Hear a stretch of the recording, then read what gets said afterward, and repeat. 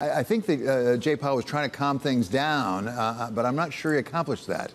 He did not accomplish that, but that's the market's fault, not his fault. I think he was very clear in telling us what we already knew, which is that the Fed is likely to downshift to 50 basis points in December, but the terminal rate is very unclear, and we have a ways to go in terms of taming inflation. Really, the only positive was around housing and talking about the rolling over there. But other than that, I think he was a straight shooter about setting the table for what uncertainty there is in terms of where the terminal rate is and where the Fed pauses.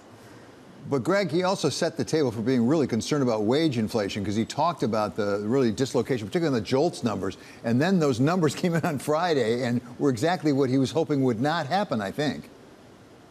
Yeah, so the strong non-farm payroll report and the recent economic data actually is a blunt reminder, actually, that the data are in charge. So it doesn't matter if you're a pundit, portfolio manager, or even Fed Chair Powell.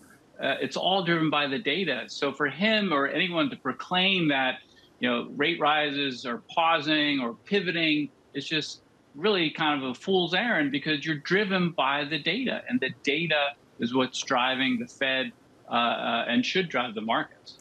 Absolutely. If you don't mind my adding, back in June, the Fed communicated that it was going to only hike by 50 basis points. Then 2 data points came out within days of the Fed meeting. We got CPI, we got Michigan inflation expectations, and they pivoted to 75 basis points. So Greg is absolutely right. The data is going to drive this, and that really renders Powell's speech pretty irrelevant. So Greg, if the data are driving the Federal Reserve, what's driving investors? If you're an investor, what do you make of these data, and where do you go? Well, it is this circular reference problem that we have. It's clear to me, at least, that the markets are focusing less on the data and more on what the Fed has to say. The challenge, I think, is that the rhetoric coming out of the Fed is quite disparate and all over the place. So the messaging is quite mixed. But to me, it's really hard for me to swallow that, rates have rallied, risk assets have also rallied, and we haven't even seen a recession yet, and we haven't seen the peak in rates. And we've had one data print, David, of lower inflation. So you're a fixed income guy, Greg. What do you do in fixed income, given that circumstance?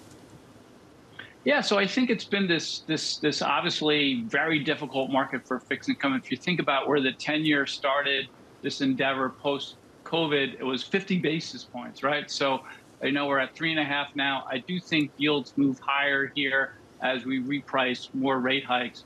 But I have to tell you, we've repriced to such a dramatic degree that I see a tremendous amount of value in fixed income. Yields higher, all else equal, is a good thing. Spreads wider, all else equal, a good thing. So while we can't time it, I feel really bullish on the outlook for fixed income. Kristina, how about you? What do you see for investors right now? Where should they be going?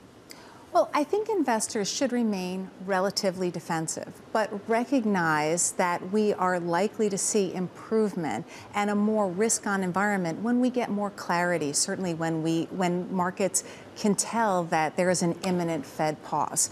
Before then, there'll be volatility, though. So being defensive, investment-grade credit looks attractive, more defensive equities, but then also waiting for that pivot. Investment-grade credit should actually hold investors through but as they take on more risk in other asset classes. So this is a time to be well diversified but more defensive in the near term. Does that mean that in order to be able to pivot, you want to be pretty liquid so you can jump back in when you on a moment's notice?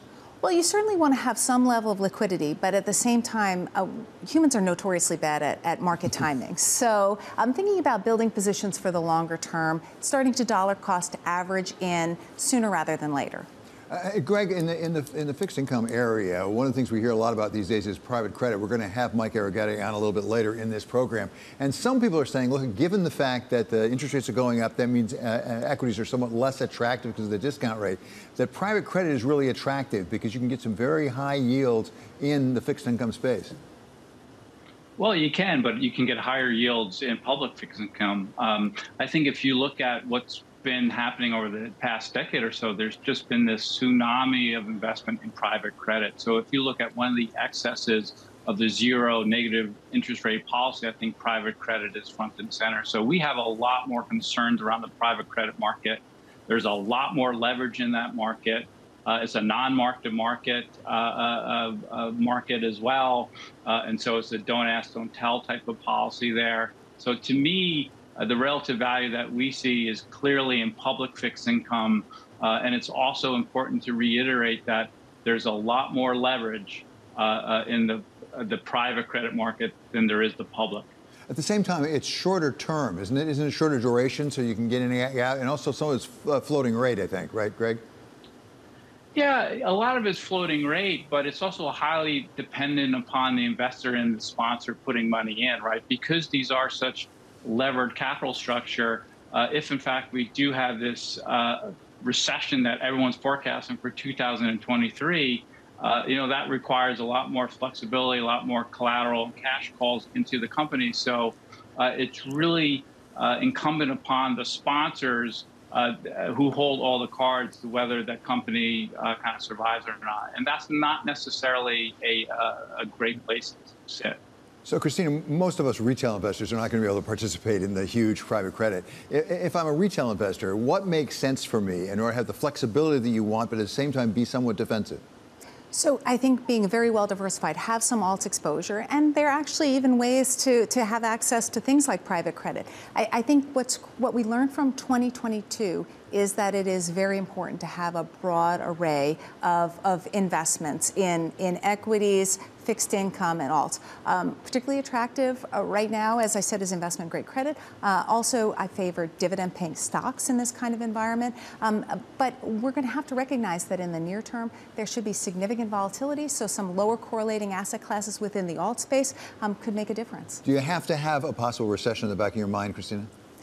So I think we'll be able to avoid a recession. If we do have a recession, it should be relatively modest and brief. So we could see an environment in which an economic recovery begins to unfold by the end of 2023. Do you agree with that, Greg, briefly? I have a slightly more negative view, but nonetheless, even if it's a soft landing, a shallow recession, or a deep recession, the contours are very different. So just to kind of blithely and blindly kind of add on risk, I don't think is the right way to play it. I think what you'll see, David, is a tremendous amount of differentiation and dispersion. As some segments of the economy, some sectors are hit harder than others. I think that's the important.